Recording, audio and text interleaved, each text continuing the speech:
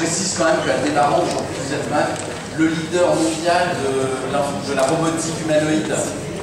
Et, non, mais c'est vrai. Et que ça s'est développé ici, en France, à Paris, et que c'est quand même un super bel exemple. Et qu'on espère que ces petits robots ils vont disséminer dans les écoles, dans les universités, et que ça va permettre à des générations de jeunes et de moins jeunes de s'initier. On travaille dessus en tout cas. Avec une minute. Donc tout d'abord, merci pour l'invitation, c'est un plaisir d'être ici. Les ateliers, c'était quelque chose de passionnant, on a appris énormément. Donc merci pour tout cela. En une minute, Aldebaran, le QG d'Aldebaran est à Paris, on a été créé en 2005. Maintenant, on a des bureaux à Shanghai, à Tokyo, à Boston. On parlait de compétitivité, on parlait de numérique créateur d'emploi. C'est le cas, je rejoins Aldebaran il y a 3 ans, on était 100. Aujourd'hui, on est plus de 500. Donc c'est quelque chose, c'est une affaire qui tourne plutôt bien. Et je pense que derrière tout ça, il y a une vision qui est créer des technologies numériques pour le bien-être de l'humanité.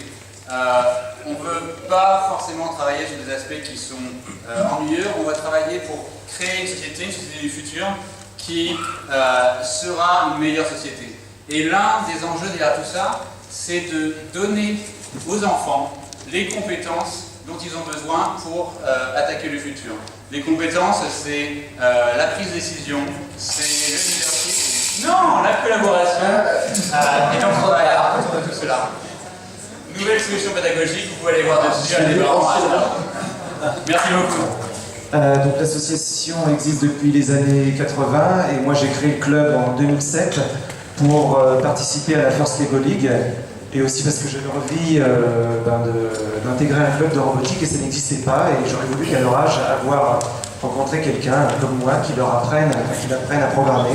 Donc c'est pour ça que j'ai créé cette section de robotique. Donc au départ on faisait des Lego Mindstorm et de fil en aiguille on est passé à Scratch et bientôt on passera à Java et Minecraft. Merci beaucoup. Alors, Elisabeth Racine, qui va nous parler de Code for Paris. Bonjour à tous. Alors, Code for Paris Région, c'est un programme qui est déployé par Capdigital, qui est inspiré d'un programme américain qui est Code for Manica, de sa déclinaison européenne aussi.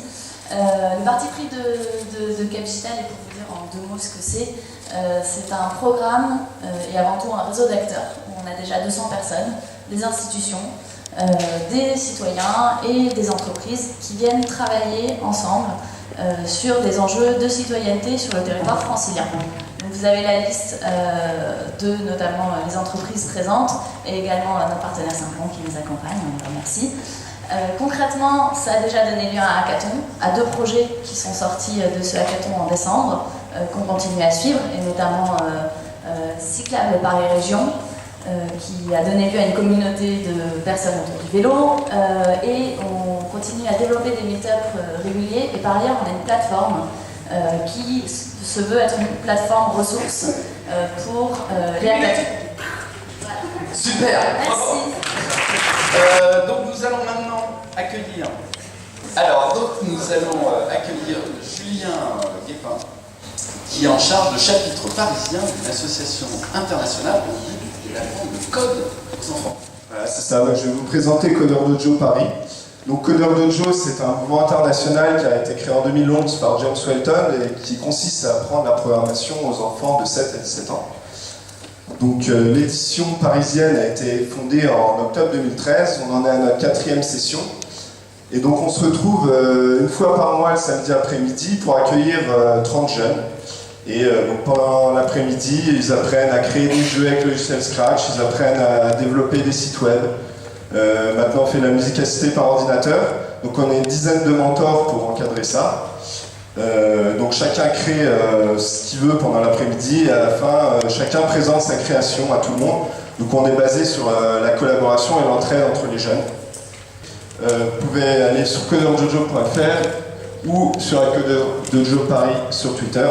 Et donc la prochaine session est le 26 avril chez Valtech. Voilà. Parfait, merci. Coding Goûter. Bonjour, donc vous êtes venu en duo. Bonjour, moi c'est Jonathan, ça c'est Raphaël. On est des papas et on a eu la chance quand on était jeunes d'apprendre à programmer.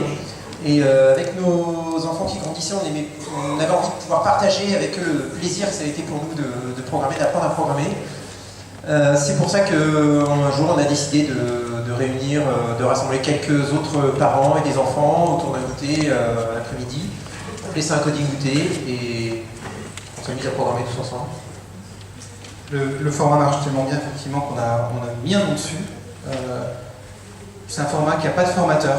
C'est un format où les adultes apprennent plus que les enfants. On encourage quiconque qui a envie d'apprendre à programmer ou qui voudrait que ses enfants découvrent cette joie, de s'y mettre. Donc allez voir sur codinggoûter.org et venez nous voir et essayer. Super, merci Sport Kid. Claude Falguière, bonjour. Devox for Kids, c'est un collectif qui s'est créé il y a 2 ans à peu près autour d'organisateurs de conférences qui trouvaient que les gens qui sortaient de ces conférences avaient la pêche et envie d'essayer plein de trucs et qui ont voulu adapter le concept aux enfants. Donc l'idée, c'est de les réunir sur une journée avec des trucs un peu merveilleux, des NAO, des robots, et de leur transmettre l'idée que en fait, coder, ça sert à faire des jeux, ça sert à raconter des histoires, à manipuler des robots, à faire de la musique.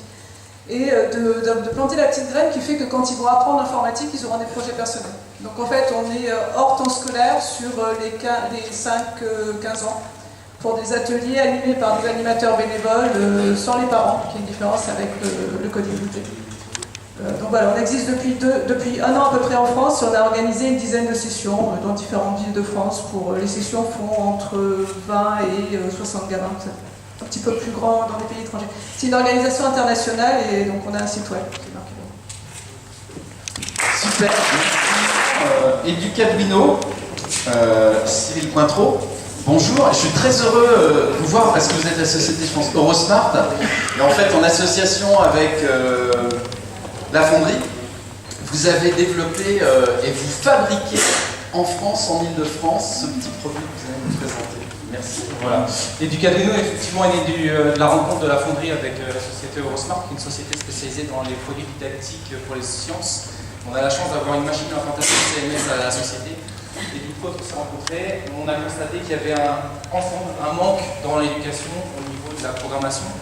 Nous, on avait un manque, donc quand on cherchait des informaticiens appliqués à l'électronique, on ne trouve pas. En fait, on a du mal à trouver des gens.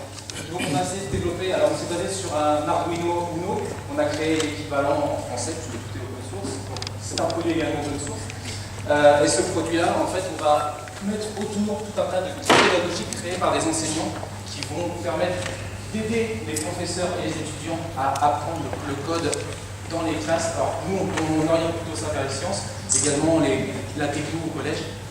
Et puis donc les bonus, c'est l'interdisciplinarité, et puis le décloisonnement, et puis sinon les objectifs, c'est vraiment sensibiliser au code et créer des vocations. Alors bien sûr, on se doute que les makers feront peut-être aussi appel à nous, puisqu'on essaie de garder aussi l'idée d'un produit batterie un peu dans l'esprit d'un produit. Voilà, c'est compatible avec toutes les cartes. Bon, merci beaucoup. J'ai une question. Équiper une salle de classe dans une école, ça coûte combien ?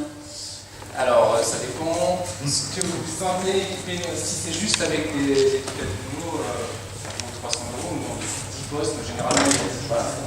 Merci beaucoup. Alors, la société. C'est peut-être une association, je sais pas. L'association France IOI, voilà, sur l'apprentissage et notamment et surtout vous organisez le concours Castor. Oui. Bonjour. Donc l'association France IOI, c'est 27 bénévoles passionnés d'algorithmique et d'enseignement. Dont l'objectif est de faire découvrir et enseigner la programmation et l'algorithmique aux jeunes francophones. Donc on le fait à travers un certain nombre d'activités, notamment le concours Castor créé en 2011 en collaboration avec l'INRIA et le NSK Champ, qui fait découvrir l'informatique par un petit questionnaire, par un concours de 45 minutes avec 15 exercices interactifs, 15 à 18 exercices interactifs. Et donc on a 170 000 élèves qui ont participé en 2013. Donc ça se déroule en classe dans les collèges et les lycées. Et sinon on a un site d'entraînement, d'enseignement de la programmation par la pratique, où les élèves peuvent résoudre des exercices de programmation qui sont évalués automatiquement sur le site. et qui permet d'apprendre du début de la programmation jusqu'à des niveaux assez élevés d'algorithmique. Si vous voulez apprendre à programmer, vous pouvez aller sur france-ioi.org, c'est gratuit. Tout ce qu'on fait est gratuit d'ailleurs. Et enfin, depuis 1997, on s'occupe de la sélection et de l'entraînement d'équipe de France pour les Olympiades internationales d'informatique, c'est-à-dire le concours le plus prestigieux en algorithmique. Voilà. Bon, je suis l'impression que c'est Yvan nous parler de GleamCode, et alors là en ce moment sur KissKissBankBank, il se passe des choses. Donc GleamCode, c'est un kit ludique qui permet de faire comprendre les principes de base de la programmation à travers des commandes très simples, déplace-toi d'un point à droite, allume vert, et qui permet aussi de faire des répétitions d'actions, de mettre des conditions. Il s'adresse aux enfants à partir de 7 ans et peut être utilisé dans le cadre d'ateliers qui mêlent création et programmation. Le projet est porté par Tralalaire et s'appuie sur les compétences d'autres sociétés comme OLabs pour la fabrication du produit et Bot42 pour le design. Les références culturelles qui sont derrière, ce sont le pixel art, le détournement des afficheurs LED par les artistes et un petit clin d'œil historique au premier langage de programmation pour les enfants. Effectivement, GleamCode a été mis sur KissKissBankBank. Actuellement atteint 80% de son objectif, donc si vous voulez participer à cette aventure et au financement de ce qui reste, n'hésitez pas, il reste 13 jours. Merci. Merci. Bonjour, alors, l'INRIA. Vous êtes Martin Quinson. Bonjour, je suis maître de conférence à l'INRIA et à l'Université de Lorraine. Ça fait une dizaine d'années que j'essaie de faire comprendre ce que c'est que l'informatique en utilisant la programmation. Alors, les grandes idées que j'essaie de faire passer, c'est à la fois un sens commun sur qu'est-ce qu'on peut attendre de l'ordinateur et qu'est-ce qui est déraisonnable, et puis aussi des idées fortes comme la récursivité. Comment je fais pour faire passer ces idées-là? Ça dépend du temps que vous me donnez. Si vous me donnez 36 minutes, j'utilise des morceaux de bois, des planchettes pour expliquer ce que c'est qu'un algorithme. Si vous me donnez 36 heures, c'est-à-dire 1 heure par semaine, on organise des activités hebdomadaires dans la MJC de Nancy à partir de la prochaine rentrée. Si vous me donnez 36 jours, on a un exercice interactif un peu comparable à ce qui se passe chez France-IOI, on fait des exercices interactifs progressifs. En 36 semaines, c'est-à-dire 1 an de formation, tous les cours que je donne à l'école d'ingénieurs d'informatique sont disponibles en ligne sous licence libre. Et ça prend un peu plus de temps d'aller au bout des idées.